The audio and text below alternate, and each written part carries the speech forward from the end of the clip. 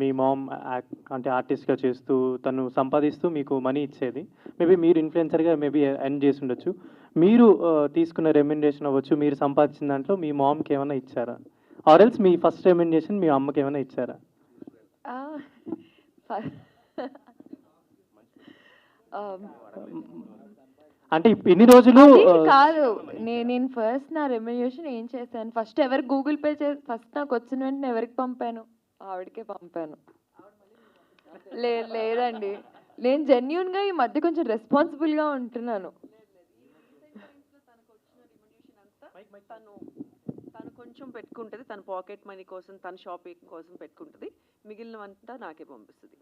And ఇందాక చందు అడిగిన క్వెషన్‌కి అవి లక్షల్లో కాదు, వేలల్లోనే. అదే చెప్పా, అది కూడా వేలల్లోనే.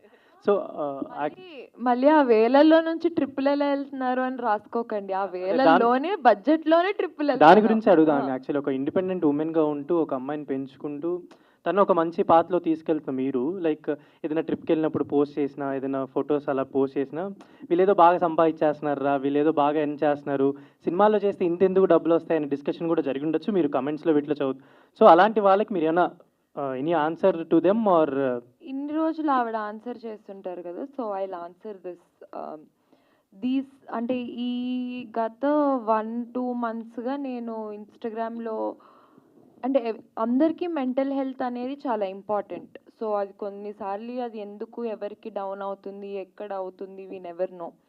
అండ్ ఎవ్రీబడీ అందరికీ చిన్న ఎస్కేప్ అన్నది కావాలి.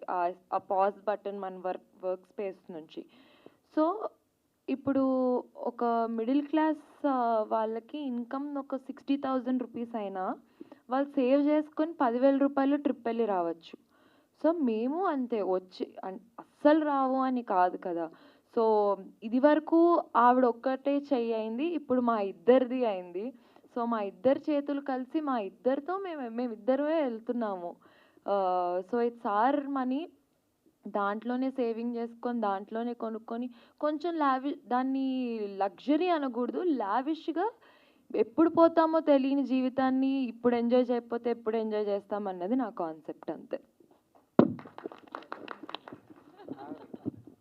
ప్రొడ్యూసర్ సార్, అంటే ప్రీవియస్గా మీరు ఆల్రెడీ ఏ ప్రొడ్యూసర్ అయినా ఫస్ట్ ఆఫ్ ఆల్ ఒక సినిమా తీసి దాని తర్వాత కొంచెం డబ్బులు వస్తే అలా అలా చేస్తారు. బట్ మీరు ఫస్ట్ టైమే ఒక 5 ప్రాజెక్ట్స్ అనుకొని ఫీల్డ్లో దిగారని తెలిసింది.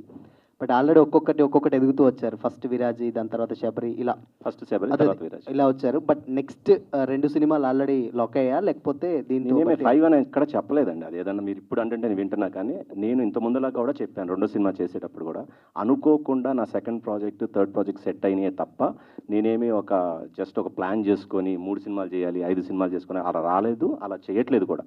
అనుకోకుండానే సెకండ్ వన్, థర్డ్ వన్ అంతే. దేవుడి దయ వల్ల ఫోర్త్ అది ఎట్లా జరుగుతుంది ఏంటో తెలియదు. So that's all. అమర్దీప్.